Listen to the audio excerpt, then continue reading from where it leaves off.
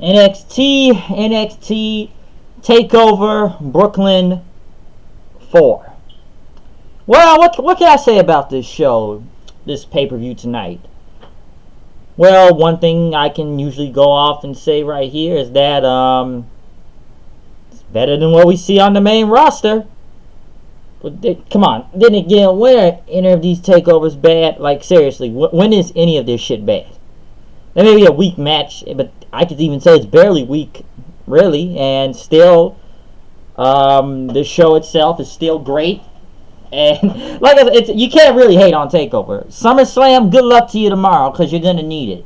Then again, I feel like that's after every Takeover. It's like, good luck to the main roster tomorrow, because you're going to need it. But NXT Takeover, Brooklyn 4 delivering again. A lot of great matches, some surprising title changes, in my opinion. I feel like I have like 2 matches right tonight in my predictions I was doing with my friend. But kicking it off tonight with Undisputed Era, Kyle O'Reilly and Roderick Strong versus Mustache Mountain, Trent Severn and Tyler Bate. Pretty much kicking off the show great. Alright, like, hot start to the show. Both of these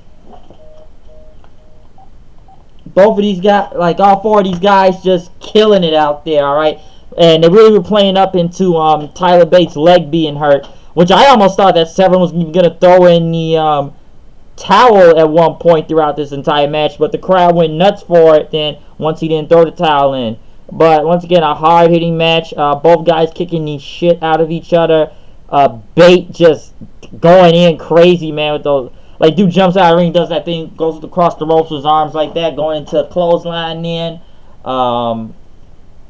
Even going for the Tiger Driver 97, still kicked out. A lot of false finishes throughout the night, too. Let me just kind of make that clear. A lot of false finishes where you didn't know who was going to win or not at one point. But, like I said, Severn, he hit him with a Rainmaker at one point. A lot of Mustache Mountain. They even did their Burning Hammer double finisher, but O'Reilly kicked that. I actually thought it was over after the whole Burning Hammer finisher, but pretty much kick out. Roderick Strong pretty much threw Bate out of the ring then, and they pretty much Undisputed hit their double finisher. It's called the total elimination for the win. So hot start to kick off the show. Like I said, both teams killing it out there, and then pretty much after that, the War Raiders, not War Machine, pretty much came out and attacked the Undisputed Era, throwing them out of the ring then. And then people chanted war after that. So I'm sure at the next takeover we will see the Undisputed Era versus War Machine, which has already been established since War Machine said whoever was going to win this match, they will be next to face them anyway. So that's pretty much going to be official right there. We pretty much came in next to Velveteen Dream versus EC3. A good match. One thing I guess really was the most interesting part of this match in the beginning was him having his tights on the back of him, which he came out. I say Dream just has his gear. I don't know what type of gear he comes out with them every week, every other time, but this one was just great to watch. He had a thing on the back of his pants or on his butt that said "Call me up, Vince" on his tights. So and after we saw the the "Call me up, Vince," which I hope he doesn't get called up after Takeover. Seriously, do not call this guy up after Takeover, okay? Like most of these guys need to stay as far away as possible from the damn main roster, because everybody I know fears right now that the minute you put these guys on the main roster, shit's gonna turn bad. But yeah, Dream, that was just interesting to look at the "Call me up, Vince." I don't know, he could get caught up, I don't know, but coming to the match itself between Dream and EC3, I can't say none of these guys really booed at one point, but both guys were over. I felt like it was a hard match to follow because everybody was so crazy for the tag team match. I felt that the crowd was a little bit dead throughout points of this match. I think they were mostly hot for not EC3. They were mostly hot for Dream. Cause I really did feel like EC3 was that over, really. But I did like that DDT on the ramp. There was a holy shit chant after that. I think the crowd really started to wake back up after Dream did his the Dream Valley Driver, really, and pretty much was going to get, crowd kind of woke up after that. I really Dream, he pretty much came in, EC3 like he's going to hit the TK3, but then he went for another Dream Valley Driver, and pretty much hit with a German suplex in. But the most interesting part was the finish of the match. Probably the biggest part of it was when Dream did the Dream Valley Driver on the ring apron. Then he did the Purple Rainmaker on the ring apron, pretty much picking up the win, beating EC3. I'm glad Dream finally got a win, though. Because, we see Dream on all these takeovers, but he really doesn't get any wins on these takeovers. The only win I could really recount on any of these NXT takeovers was when he was on, I think he beat Cassius Ohno. I don't remember which takeover was that, but, yeah, he pretty much finally got a big win on TakeOver. Do I see him go to the main roster after this? I really hope not, but a really good match. It was a little bit tough to follow after the, after the whole tag team match, but both guys are really good out there. Crowd was just dead throughout points in time, but they kind of hopped back into it after when it kind of got to the end. So I'm glad that Dream finally picked up a win here. Do I see what's next for EC3? I don't know. Could he get called up to the main roster? Hope not, but I don't really know. But we'll see what happens next. Well, as we saw in the crowd, now this has been rumored for a while now. I've been hearing, but once again, you know how guys show up into the NXT crowd. We saw Matt Riddle, the bro himself, is now part of NXT.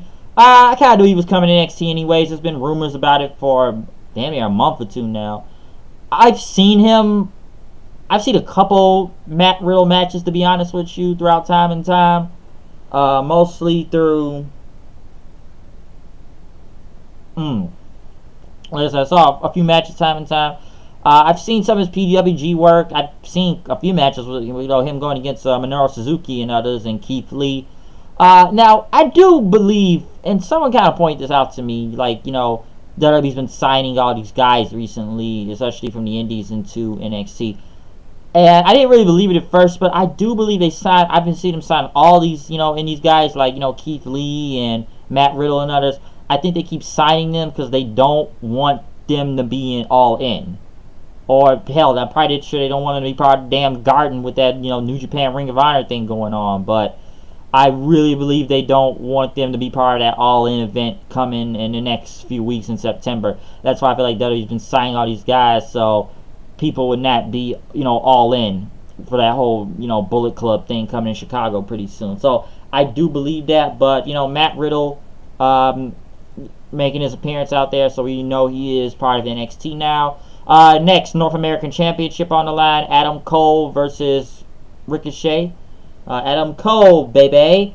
I did like how Adam Cole kept calling Ricochet not special throughout most of the match, especially in the beginning. Started off with some chain wrestling, of course, in the beginning. The match itself, once again, at one point, I was telling myself that this was damn near the match of the fucking night for a second there. Well, so far. Just so far. But once again, I thought it was a little bit slow at first, but the crowd was still into both guys. But when Adam Cole hit Ricochet with a super kick when Ricochet was doing a damn, felt like he was doing a damn lion saw after the, doing a damn lion saw, Cole ricocheted. Why do I keep saying Ricochet? I'm messing up my words here. Cole super kicked Ricochet in midair and then hit him with a damn the last shot right there, or Ushigoroshi, whatever you want to call it, and pretty much went for the pinfall, and Ricochet kicked out. That's when the crowd woke up and they went batshit insane right here. And then both guys just started going and both will blow after each other, and then multiple kicks to the face, just super kick after super kick going crazy.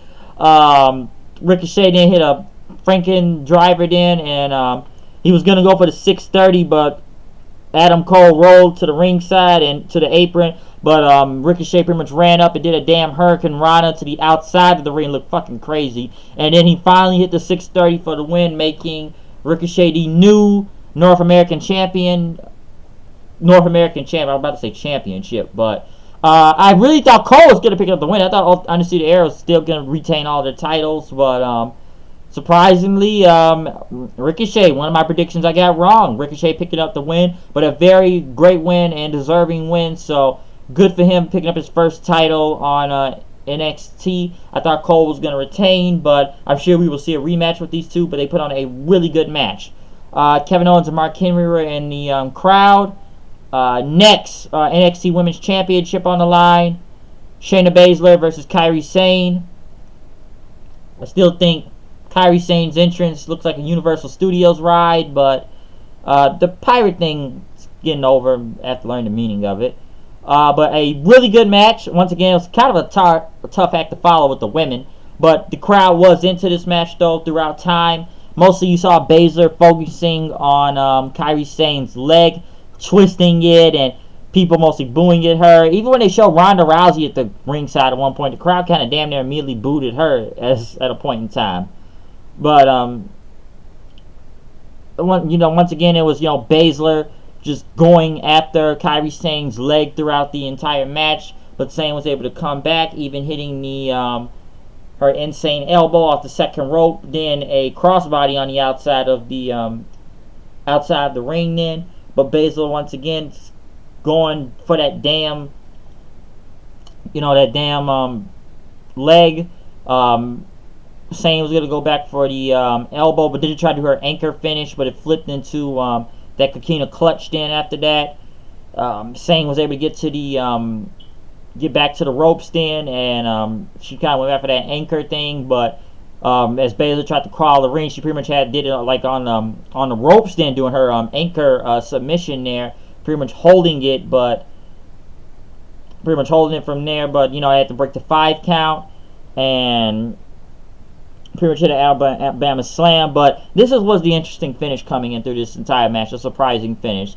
Sane was going for the elbow, but Baszler picked up her knees and pretty much blocked the insane elbow and pretty much put her back into her coquina clutch.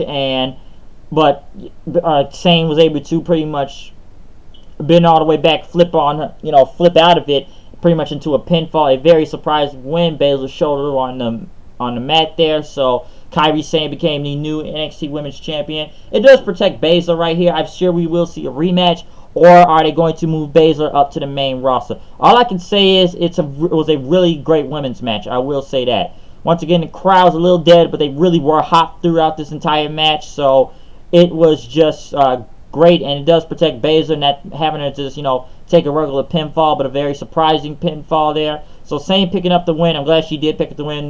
Good for her. I will say this. This will probably be, and I'm gonna be on a bold prediction here, and I'm sure everyone's gonna agree with me. But this women's match right here will be better than the 2 other women's matches we see tomorrow night for the Raw and SmackDown ones. Because I look how they booked the women on Raw, SmackDown, and I feel like both of those women's matches are going to be shit, or going to be some screwy ass finish, or just shitty in general. But 2 title changes into tonight now. We pretty much come into the main event of the show. Now, I'll say this right here. I don't know if this was the 3rd and final, because I'm like, these 2 are one apiece. We've done the unsanctioned match. We've done the street fight. Now we do a last man standing. It's pretty much all of these matches are damn near street fights if you ask me. But, or they're all the same match pretty much. Just all no DQ. But when I'm sitting there like, okay, these both have one apiece. So someone here has got to win, and I'm thinking is this the final chapter in this book of this entire feud? I don't know, because I'm thinking now whoever wins and loses from here, one of these guys are going to be going to the main roster. But then again, I'm sure nobody wants these guys to go to the main roster because they wouldn't know what to do with both of them. But Tommaso Ciampa and Johnny Gargano, last man standing match for the NXT Championship. Where do you begin? It's hard to say anything bad about this, okay? Ciampa just basking. The true definition of heel heat here, people. When you just hear those "fuck you, Ciampa" chants happen, fucking great. Of course, Gargano's going to come out to his Rebel Heart theme song. And before they even get their whole introductions, Gargano just immediately starts attacking Ciampa. Guys, the both of them are just going after each other, just going already at each other, going crazy. All right, pretty much going to the outside of the ring, and everything, and even going to the announce table where Gargano threw Ciampa over there, pretty much taking out Percy Watson. Really, Ciampa, it looked like Gargano's gonna put Ciampa through the table, but Ciampa picked up Gargano, him with almost pretty much a Celtic cross through the Spanish announce table, taking him out. Pretty much, referees counting the 10 then, but Gargano was able to get back up after that. Where else do you go on throughout this entire match too? Trying to set up that long dart then after that too, pretty much dodging there, but Ciampa had him put him in a sleeper pretty much so he didn't hit that long dart move. Ciampa hitting three Project Ciampas, okay? 3 Project Ciampas. And I just liked how Ciampa sat in the chair and telling them to count, and then Gargano gets back up and hit him with a damn super kick then. Also, there were tables involved. They broke off the padding to the ground outside, taking that off. Of course, they set up 2 tables, but they actually set the table up backwards. Stacked the tables, but one was actually backwards instead of putting them both on top of each other, really. But after those 3 Project Ciampas, where else was going to go on to it? I'm trying to see what other spot was in this match. Both guys taking each other down, multiple kicks, and then both went down after they just kept striking each other, even getting out by the count of 1 at one point. Like I said, they broke off the apron on that, kind of like, I'll tell you right here, I'm trying to go by every spot of this match, but you're going to see a lot of flashbacks from the crutch being involved to the whole, apron being brought up like in Chicago, and, stuff back from New Orleans, and, you're going to see a lot of that. Gargano even trying to hit 2 suicide ass from the outside of the ring at one point.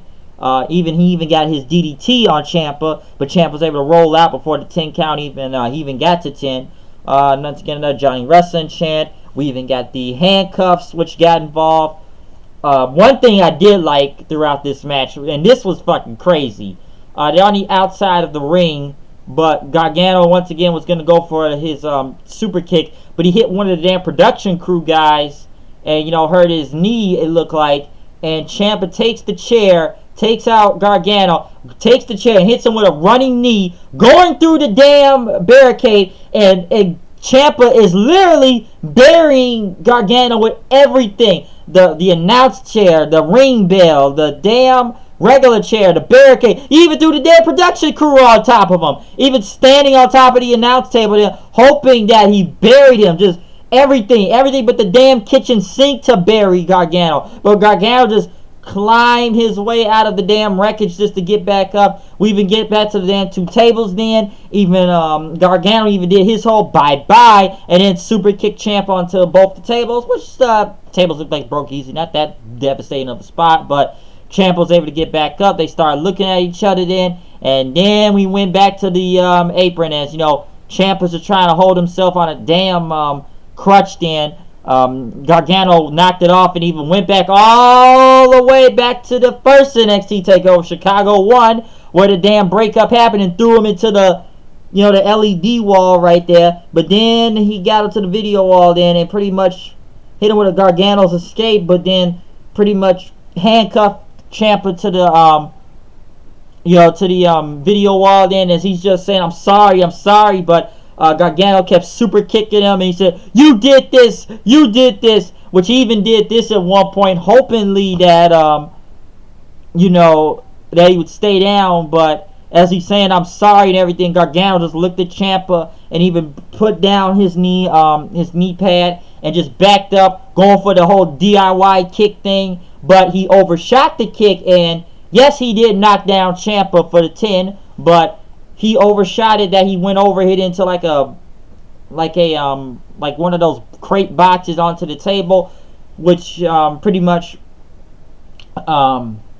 he went down and hurt his knee, and as the refs counted to 10, Ciampa saves himself at the last second after he was knocked out on the damn stage, pretty much, you know, pushed himself off the stage, landing on his feet, pretty much retain the NXT championship. So the story kind of here is that Gargano beat himself. I think it was a bit anticlimactic in a way, a little. But once again, these guys deliver, finding more innovative ways throughout the damn hardcore match to put on any great match, right? Once again, the best thing, this is why they keep main eventing the show, because they can't really have a damn bad match and do whatever's better on the damn main roster. This is your main event, people. Fuck whatever the hell Roman Reigns and Brock Lesnar doing tomorrow night. This is the damn main event, okay? This is the real SummerSlam, if you ask me, what I'm looking at right now. But, kind of going back to what I'm saying from here, it's like Gargano beat himself. His hatred for Ciampa has gone so much that he has now beat himself. So it's almost like Ciampa didn't beat Gargano. Gargano beat Gargano. And, you know, they're helping him out then. And, you know, Ciampa's just basking in his victory, having a referee, you know, raise his hand. And as they're helping Gargano to up, you see the NXT, you know, the credits thing. Yeah, I feel like every time you see that credit now, right there, you just see, you know, Gargano's going to get attacked. But Ciampa came back out and just looked at from a distance as Gargano just looked all pissed and distraught, looking at Ciampa after he won that title. Did I think Gargano's actually going to win the title tonight? I actually kind of really did. Seeing this is going to be third one, because I actually thought this would be the final one in this series, but I don't think this is over at a long shot. I don't think any of these guys are going to the main roster at a long shot. Will Gargano probably win at NXT, whatever the hell the next takeover is? Maybe?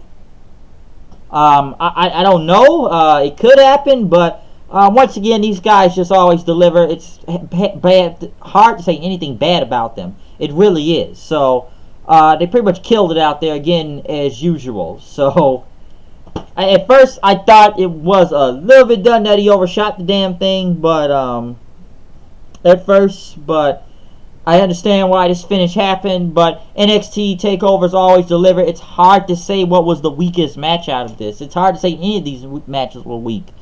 It really is. But the main event, in my opinion, I thought the main event killed it. The tag team match killed it. And the North American Championship killed. That's probably was my favorite three throughout the night. Not that any of them were bad, but I just talk about my favorites throughout the entire night. But once again, so it's a 2.5 hour show. Started a bit hour early, so it started at 6 o'clock at my time and ended at about 8:30. So kind of easy to consume through, because how long is SummerSlam going to be tomorrow? What? The show starts at 4 o'clock in the afternoon. There are 13 matches. And this is probably going to go all the way to 10 or 11 o'clock at night. Listen, this shit's longer than WrestleMania. Okay, this shit's damn near long as WrestleMania. And I'm only looking forward to half of these matches, because I know a lot of this shit's going to suck. Okay? Pre-show, main show, whatever. I'm sure maybe there'll be some good matches, but I feel like a lot of this is going to be ass. And once again, NXT TakeOver. Brooklyn 4 here takes over again. And like I said, TakeOver beats the damn main roster shows damn near all the time. Okay, come on. Come on. Do we have to go back all the way damn near to WrestleMania and Money in the Bank? WrestleMania was fucking ass damn near, okay? That NXT TakeOver New Orleans, that was the damn Mania. Money in the Bank was not good. TakeOver Chicago 2, that was a damn great show. So, NXT just keeps killing these guys all the time. But we will see what happens on the main show tomorrow. Do I have live reactions for NXT TakeOver tonight? Yes. Will I have live reactions for SummerSlam tomorrow? Probably not, because I may just be going somewhere to watch this damn show. Really. So, I'm debating on that. So I don't feel like cooking dinner tomorrow. Or whatever I eat tomorrow. Or today. I'm out of here. Please check out my live reactions. And this review will be posted up later on tonight. Well, live reactions will be, but I'm getting this review posted right now. I am out of here. Tell me what your favorite match of the night was with NXT TakeOver Brooklyn 4. Comment, subscribe. You know I am. You know what I do. You know I go. You know this is the show. This is all better than a 4-leaf clover, but we are now done with NXT TakeOver. I got the score. You know we go down in Brooklyn. You got to hit that 4. I'm out of here. I will see you guys later. Peace. Had to hit it with a good rhyme out there at the end. So, peace out.